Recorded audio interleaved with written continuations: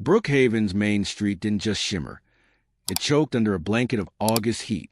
At 2:43 p.m., Sofia Delgado, 7 months pregnant and a monument to physical exhaustion, trudged toward her apartment. A bag of diapers weighed down one hand, a carton of milk the other. Her back ached, her swollen feet burned, but she kept walking, a single-minded focus on the cool, quiet solace of home. A voice, a shard of ice in the oppressive stillness, shattered her reverie. "Hey, you pregnant black woman. Stop right there." Sofia turned slowly. A tall, broad man in a perfectly pressed police uniform strode toward her. His nameplate read Officer Kellen Ward. His jaw was a square block of stone, his eyes dead and empty, a chilling mirror of the man himself. One hand rested on his holstered pistol. The other hovered near his radio. "Is there a problem, officer?" Sofia asked, forcing her voice to stay steady. "Oh, there's a problem," he said, his lip curling into a sneer. "Where'd you get those items?" "I bought them. At the corner store," she replied, adjusting her grip on the milk carton. "Sure you did. Let's see the receipt." She shifted the bag, searching her purse with her free hand, the other instinctively covering her belly. Sweat slicked her palms. I can't find it. And I don't have to show you unless." "Unless what?" "You're resisting," he cut in, stepping closer, his presence a wall of menace. "I'm pregnant," she said, her voice tightening with a tremor of fear. "I just want to go home. I didn't steal anything." In the next moment, his hand clamped down on her arm with bone-crushing force. She gasped, and the bag slipped from her numb fingers. The carton of milk burst open, a white tide spilling across the hot pavement. "Please, my baby," she cried. He shoved her against the hood of his patrol car. The metal was scalding against her skin. "You shouldn't be stealing with a belly like that." Ward sneered. "Might be doing that kid a favor, if I let you drop right here." His elbow slammed into her side. Pain, sharp and sickening, shot through her. "I told you I didn't steal anything," she screamed. "Show me the receipt or I'll arrest you right now," he said, his fingers drumming a quiet rhythm on the pistol grip. Sofia's voice trembled. "We can go back to the store. Check the cameras. Please don't make me laugh." "You people always have an excuse," he said, leaning in so close she could smell his stale cigarette breath. "You're all the same. A drain on the system." Her fear flared into an inferno of anger. "What did you just call me?" "A parasite walking around like the world owes you something," he spat. Sofia clenched her jaw, fighting back tears. "So you're arresting me for buying diapers?" "I'm arresting you because I feel like it," he said, twisting her arm behind her back until a sob tore from her throat. "Should have kept your mouth shut." A sudden, lancing pain made her double over. Ward's grip only tightened. "One more move, and I put a bullet in that belly," he whispered. Her breath caught in her throat. Then, the screeching of tires. A black sedan, all gleaming shadow and tinted glass, skidded to a stop a few yards away. A door slammed. Ward didn't look up. "What's the matter?" "All quiet now. How many fathers does that kid have?" "1, 3. Sofia's eyes locked on the man striding toward them. The terror on her face vanished, replaced by a cold, unsettling stillness. "You have no idea who you just messed with," she murmured.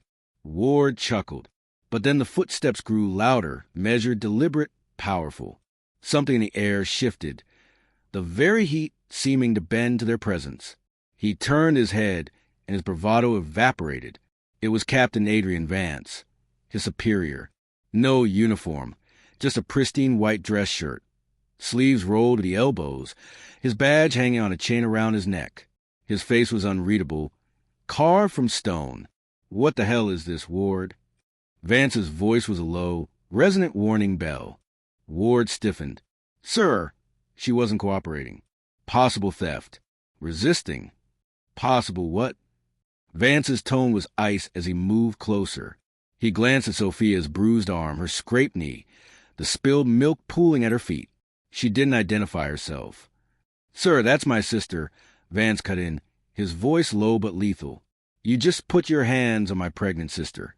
Ward's mouth opened and shut. "Sir, I didn't know." "A parasite. A drain. That's what you called her.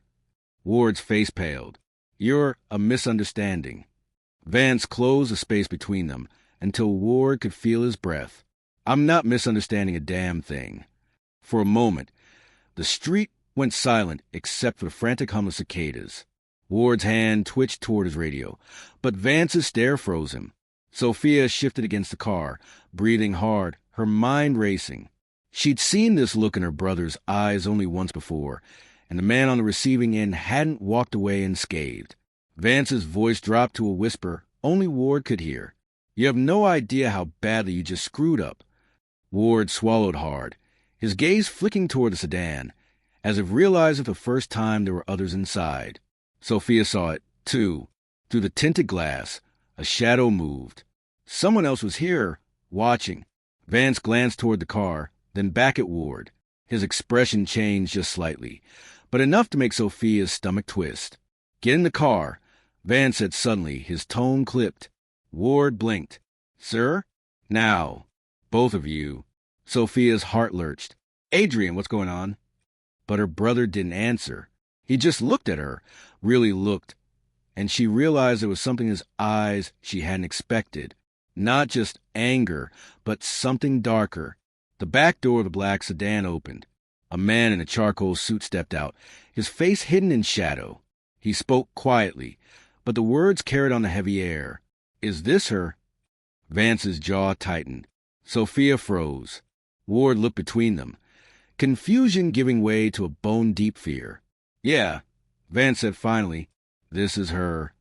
The man in the suit smiled, a slow, deliberate curve of his lips. Good. Then let's go. Sophia's pulse thundered in her ears.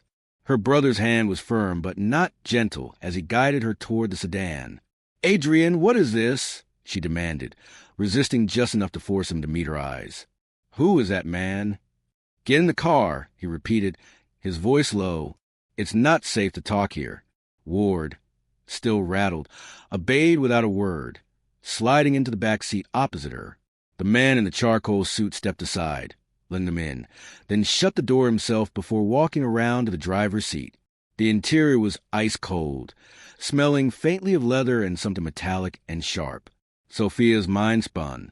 This wasn't how her brother usually operated, especially not after seeing her assaulted. Adrian, tell me now. Not here, he cut her off, his eyes darting to the driver, then to Ward. Both of you keep quiet. The sedan eased into motion, leaving Main Street behind. Through the tinted glass, Sophia caught glimpses of Brookhaven flashing past. Familiar streets giving way to an unfamiliar industrial area on the outskirts of town. Ward cleared his throat. Sir, I don't understand. Are we under arrest? The driver's voice was calm, but carried the weight of finality. No, you're here because you've been noticed. Sophia stiffened. Noticed by who? The man glanced at her in the rear-view mirror. His eyes were a pale, piercing gray. People who deal in problems. And today you became one. Both of you. A cold shiver ran down her spine. She turned to her brother. Adrian, what is this man talking about? Vance's jaw was set, but his voice was softer now. Sophia, the guy who stopped you, Ward, he's been on our radar for months. Complaints, excessive force, targeting certain people. But I didn't expect you to be the one he went after. That doesn't explain why I'm in this car. She shot back. The driver's lips curved into a faint smile. Because now you're leverage. A cold dread settled deep in her stomach. Leverage for what? He didn't answer. The sedan slowed, pulling into a gated warehouse yard. The heavy steel gates rolled shut behind them with a mechanical groan. The space was dimly lit, the air thick with the scent of oil and metal. Several men stood near a table, their faces obscured in shadow. The driver cut the engine and stepped out. Adrian turned to her. Stay close to me. She wanted to believe him, but his grip on her elbow felt less like protection and more like possession. Ward muttered, What is this place? One of the shadowed men spoke, his voice low but commanding. Bring them here. Adrian led Sophia forward. The man in the suit placed a single folder on the table and opened it. Inside were photographs, Grainy surveillance shots of Ward, of Adrian, and of Sophia walking down Main Street that afternoon. She stared at the images, her throat going dry. Why are there pictures of me? The man's gray eyes met hers. Because, Ms. Delgado, you've just stepped into something much bigger than a traffic stop. And whether you walk out of here alive depends entirely on the choice you make.